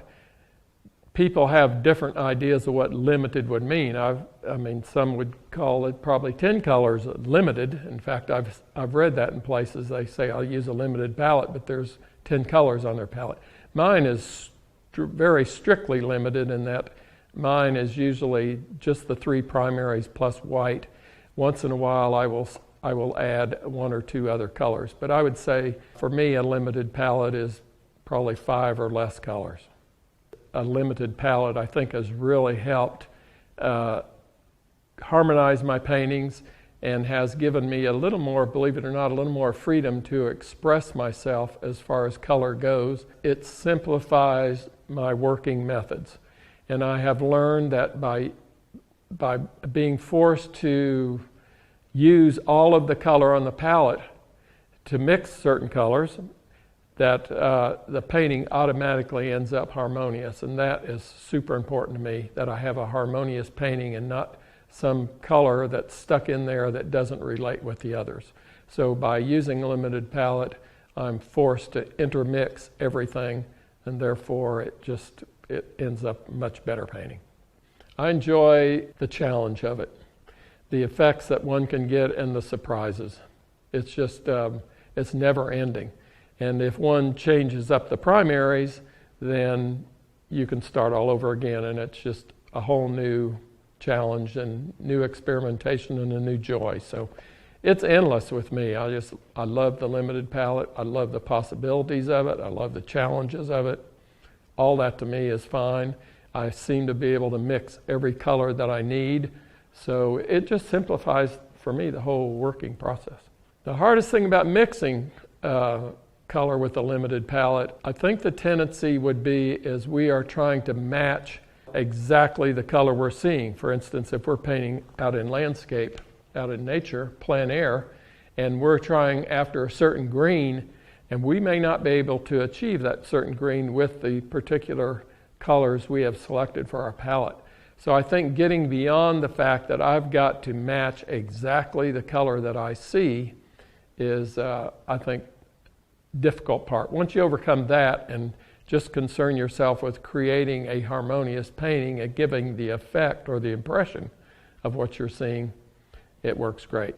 I want this video to improve your skills, because I think I've put in as clear a way as I can the benefits of using a limited palette. So I would say that the great benefit is you need to just try it and work at it, and you will see that it's well worth it.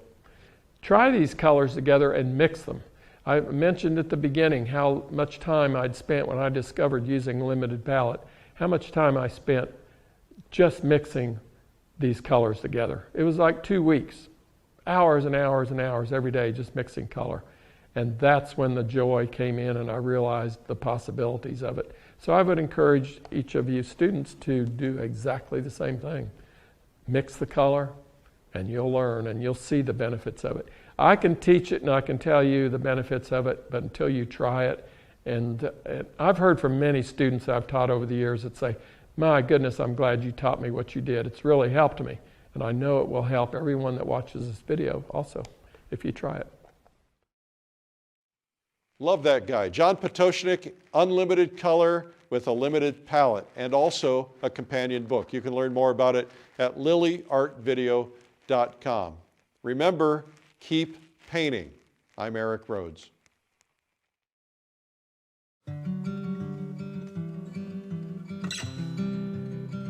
What if you could create any mood you imagine in your paintings and know exactly how to mix the colors to make it? You're about to see a revolutionary system that's going to open up the world of color and create nearly endless possibilities for you. With just 3 colors, you'll be able to create amazing color choices in order to achieve any mood or feeling you desire in your paintings. Maybe it's a warm, sunny day or a cool nighttime painting. Colors create emotions, and people respond better to emotional paintings. But this isn't just a course on color or color harmony. It's a system of mixing colors in a unique way, which will help you master color like never before, whether you're an old pro or completely new to painting. Presenting Paint Unlimited Color with a Limited Palette. How to paint hundreds of color schemes with just 3 colors with master artist John Pototschnik. And for the first time ever, this is a book and video. With this interactive lay-flat book, you open the page to the color mood you want to create, then pull out its palette, which comes with the book, lay it on the book, and mix the colors to match based on the color formula presented.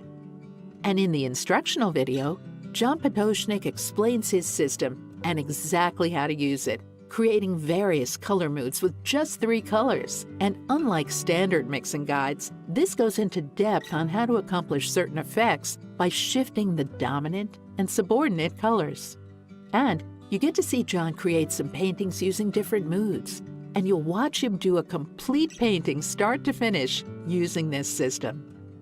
Let John be your guide as he shows you how to mix pure, clean color, modify color, and expand your color options nearly to infinity by using just 3 primary colors plus white.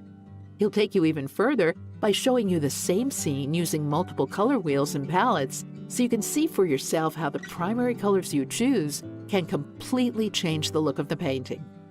The best part is, if you stick to John's system and techniques, there are no wrong answers.